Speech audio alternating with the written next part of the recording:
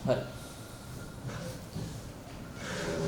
මම එන්ජිනියර් වෙල්ලේ සූර්ය බණ්ඩාර ඒකාබද්ධ වෘත්තීය සමිති සංවිධානයේ අපි එක සංවිධානයකට ශ්‍රී ලංකාවේ එන්ජිනියර් සේවාව නියෝජනය කරමින් තමයි සම්බන්ධ වෙන්නේ රාජ්‍ය සේවා එන්ජිනියර් සංගමය.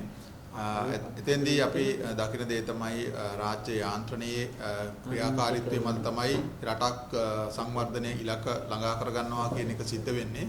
ඒක නිසා අපි බලාපොරොත්තු වෙන්නේ මේ රටක් හැටියට සංවර්ධන ඉලක්ක ළඟා කර ගන්න නම් රාජ්‍ය යාන්ත්‍රණය ඵලදායී වගේම කාර්යක්ෂම රාජ්‍ය යාන්ත්‍රණයක් සකස් කර ගන්න ඕනේ. එවැනි රාජ්‍ය යාන්ත්‍රණයක් සකස් කර ගන්න නම් මේකේ නිලධාරීන් ඒ අයගේ ජීවන තත්ත්වය ජීවත් වීමට තරම් වැටුපක් ඒ වගේම ඒගොල්ලන්ගේ වෘත්තීය ජීවිතයේ ලබා ගන්න පුළුවන් තනතුරු සහ අවස්ථාවන් ඒවා සියල්ල නිර්මාණය වෙන විදියට රාජ්‍ය යාන්ත්‍රණය කළමනාකරණය වුණේ නැත්නම් අපිට කවදාවත් මේ රාජ්‍ය ක්‍රමවේදය සකස් කරගන්න හම්බ වෙන්නේ නැහැ ඵලදායී සහ කාර්යක්ෂම සේවාවකට. ඒ වෙනුවෙන් තමයි අපි මේ සම්පූර්ණ විධායක නිලධාරීන් හැට එකතු වෙලා මෙවැනි ක්‍රියාමාර්ග හරහා රජය දැනුවත් කරන්නේ. විශේෂයෙන්ම මේකෙදී අපිට මෑත කාලේ විශේෂ අවස්ථාවක් රජයකට ලැබිලා තියෙනවා.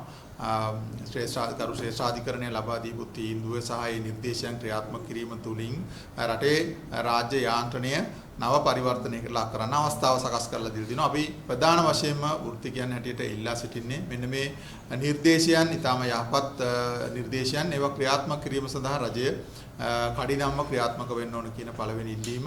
ඒ වගේම මේ වන විට රාජ්‍ය යාන්ත්‍රණයේ ඉන්න බොහෝ නිලධාරීන්ට තියෙන වැටුප් ප්‍රශ්නය සහ වැටුප් විෂමතාවයන් විවිධ අවස්ථාවල කරන ලද වැටුප් වෙනස් කිරීම තුළ රජයේ බොහෝ නිලධාරීන්ට සහ සේවාවන් වලට විවිධ විදිහේ වැටුප් විෂමතාවයන් වලට ලක්වීමට සිදු වෙලා තියෙනවා. මේ తত্ত্বය මගහරවා ගැනීම සඳහා වැටුප් කමිසමක් පත් කරලා තියෙනවා මේ වෙන විට. මම හිතනවා ඒක කඩිනමින් මේ తত্ত্বය නිවැරදි කිරීම සඳහා මේ කමිටු ක්‍රියාත්මක වීමත් ඒ වගේම ඒකට ගන්න කාලය ඇතුළත මේ වන විට රජයේ නිලධාරීන්ට විවිධ මට්ටමේ වැටුප් ලබා දීමේදී මේ වෙන විට ඇති වෙලා තියෙන මේ ජීවන වියදම් වැඩිවීම ඒ වගේම සමහර පහසුකම් කප්පාදු කිරීම තුළින් රාජ්‍ය යාන්ත්‍රණයේ සේවා කිරීමට තියෙන අපහසුතාවයන් මගහර ගැනීම සඳහා යම් දීවනාවක් ලබා දෙන්න කියන ඉල්ලීම අපි ලබා දීලා තියෙන්නේ.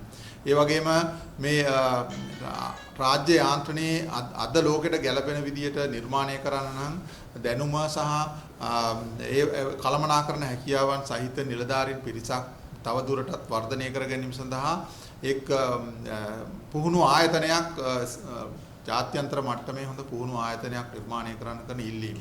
මේවා මම හිතන්නේ අපි ඉල්ලා සිටින වෘත්තිකයන් හැටියට ඉල්ලන්නේ රටේ අවශ්‍යතාවය බලාපොරොත්තු වෙමින්.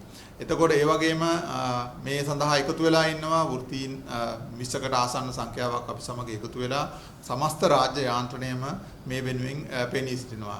ඒ නිසා තමයි අපි ජනාධිපතිතුමාගෙන් ඉල්ලා සිටින්නේ මේ අවස්ථාවක් අපිට ලබා දෙන්න මේ අපේ විවිධ රාජ්‍ය යාන්ත්‍රණය තුළ තියෙන මේ විශේෂයෙන්ම ඒ වෘත්තීන් වලට සිදු වෙලා තියෙන අසාධාරණයන් වගේම සමස්තයක් හැටියට රජයක් හැටියට ජනතාවට මේ සේවාවන් සැපයීමේදී සිදුවෙන අපහසුතාවයන් මගහරවා ගැනීම තමයි අපේ අරමුණ. මම හිතනවා රජයක් හැටියට රජයේ ආණ්ඩුවක් හැටියට ආණ්ඩුවෙත් බලාපොරොත්තුව ඒකයි කියලා. එවැනි බලාපොරොත්තු පොදු බලාපොරොත්තුවකදී මම හිතනවා ජනාධිපතිතුමාත් ඒ වගේම කැබිනට් මණ්ඩලයත් මේ සම්බන්ධයෙන් අපිට අවස්ථාවක් ලබා දී කඩිනමින් මේ තත්ත්වය නිවැරදි කර ගැනීම සඳහා බොහොමත්ම ස්තුතියි.